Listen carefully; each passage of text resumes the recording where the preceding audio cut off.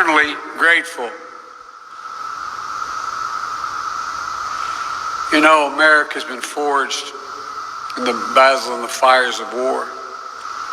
Our freedom and the freedom of innumerable others has been secured by young men and women who answered the call of history and gave everything in the service of an idea. The idea of America. It's the greatest idea in the long history of humankind. An idea that we're all created equal in the image of Almighty God. That we're all entitled to dignity, as my father would say, and respect, decency and honor, love of neighbor. They're not empty words, but the vital beating heart of our nation. And that democracy must be defended at all costs, for democracy makes all this possible. Democracy. That's the soul of America. And I believe it's a soul worth fighting for. And so do you. A soul worth dying for. Heroes who lie in eternal peace in this beautiful place, this sacred place, they believe that too. The soul of America is animated by the perennial battle between our worst instincts, which we've seen of late, and our better angels. Between me first and we the people. Between greed and generosity, cruelty and kindness, captivity and freedom. The Americans of Lexington and Concord, of New Orleans, Gettysburg, the Argonne, Iwo Jima, Normandy, Korea and Vietnam, Afghanistan and Iraq, and thousands of places in between. These Americans weren't fighting for dictators. They were fighting for democracy. They weren't fighting to exclude or to enslave. They were fighting to build and broaden and liberate. They weren't fighting for self. They were fighting for the soul of the nation, for liberty and simple fair play. Simple fair play and decency.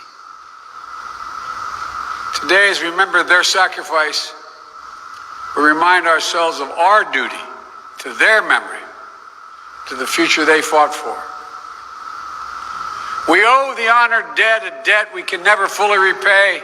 We owe them our whole souls. We owe them our full best efforts to perfect the union for which they died. We owe them the work of our hands and our hearts to make real the promise of a nation founded on the proposition that all of us are created equal and deserve to be treated that way throughout our lives. Democracy is more than a form of government. It's a way of being. It's a way of seeing the world. Democracy means the rule of the people. The rule of the people. Not the rule of monarchs. Not the rule of the moneyed. Not the rule of the mighty. Literally, the rule of the people. The lives of billions, from antiquity to our own hour, have been shaped by the battle between aspirations of the many and the greed of the few. Between people's right to self-determination and the self-seeking of a dictator. Between dreams of democracy and appetites for autocracy, which we're seeing around the world. Our troops have fought this battle on fields around the world, but also the battle of our time. And the mission falls to each of us, each and every day. Democracy itself is in peril, here at home and around the world. What we do now, how we honor the memory of the fallen, will determine whether or not democracy will long endure. We all take it for granted. We think we learn in school, every generation has to fight for it. But look, it's the biggest question. whether a system that prizes the individual, that bends towards liberty, that gives everybody a chance at prosperity, whether that system can and will prevail against powerful forces that wish it harm. All that we do in our common life as a nation is part of that struggle. The struggle for democracy is taking place around the world, democracy and autocracy. A struggle for decency and dignity, just simple decency. A struggle for prosperity and progress. And yes, the struggle for the soul of America itself. Folks, you all know it. Democracy thrives when the infrastructure of democracy is strong. When people have the right to vote freely and fairly and conveniently. When a free and independent press pursues the truth, founded on facts, not propaganda. When the rule of law applies equally and fairly to every citizen, regardless of where they come from, what they look like. Excuse me. Wherever Americans are, there is democracy. Churches and synagogues and mosques, neighborhoods and coffee shops and diners, bleachers at kids' baseball or soccer games, libraries and parks.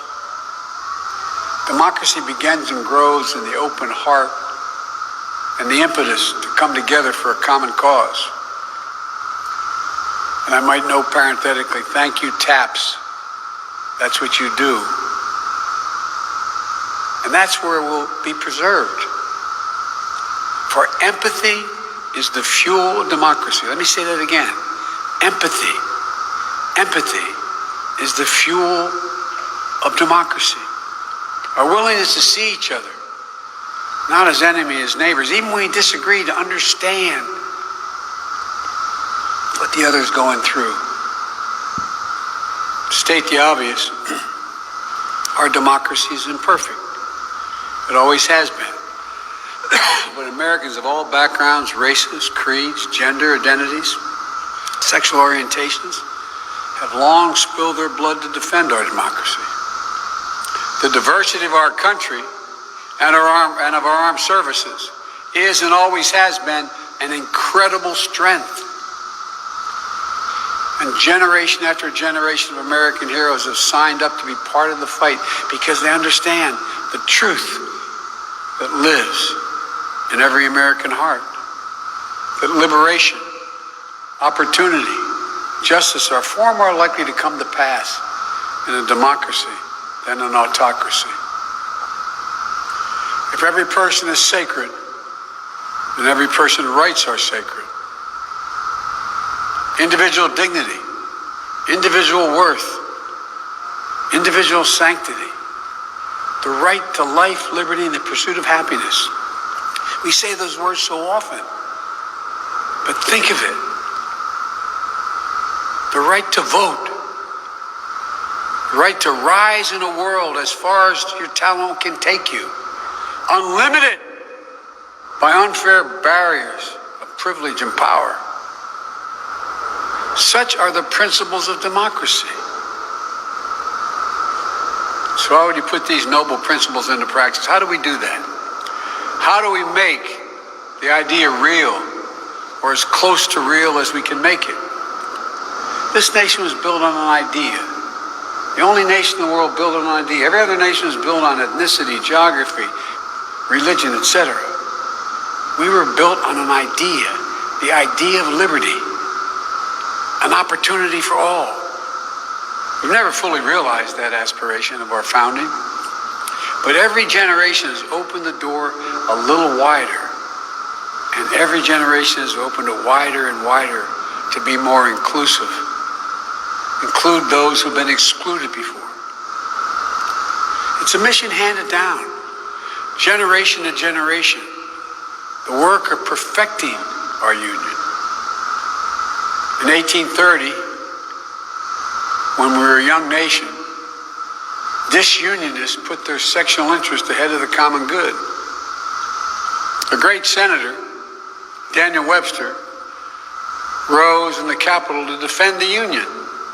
To him, we're not just a collection of competing forces, but a coherent whole. His cry, first uttered just across the Potomac in the Capitol, resonates even now. He stood on the floor and he said, "Liberty and union, now and forever, one and inseparable. Liberty and union." More than 142 years later, when I first came to the United States Senate, at a time when our country was so deeply divided over Vietnam, the struggle of civil rights, the fight over women's rights, I had the notion that my first task as I stood to make my first speech on the floor of the Senate, it all of a sudden hit me. I'm standing where Daniel Webster had stood. His desk was next to mine. And I was struck by the weight of history, as corny as it sounds, by the legacy, the work we're charged to carry forward. Liberty and union, now and forever. Now as then, unity is essential to life, liberty, and the pursuit of happiness. And so remember those who gave their all in the cause of unity, in the cause of a nation that endures because of them. We must honor their sacrifice by sustaining the best of America, while honestly confronting all that we must do to make our nation fuller, freer, and more just. We must remember that we may find the light and the wisdom and, yes, the courage to move forward. In the words of that great hymn, fight as they nobly fought of old. For in remembrance lies not just our history, but our hope. Not just our solemn remembrance, but our renewed purpose. Not just our solace, but our strength. This Memorial Day, remember that not all of us are called to make the ultimate sacrifice. We all are called by God and by history and by conscience